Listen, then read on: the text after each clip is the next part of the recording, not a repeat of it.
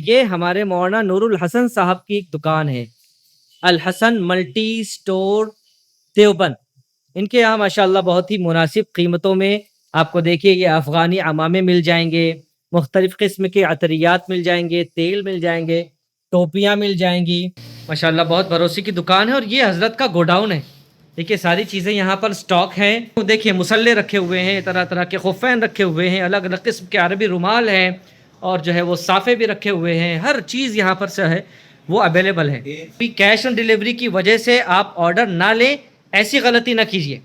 Cash on delivery थोड़ा-सा लंबा procedure होता है उसका और ये चीज़ें आप जो है वो बहुत आसानी से इनके अकाउंट में पैसे भेजिए, अपना नाम भेजिए, एड्रेस भेजिए, आपको आपका ऑर्डर डिलीवर कर दिया जाएगा।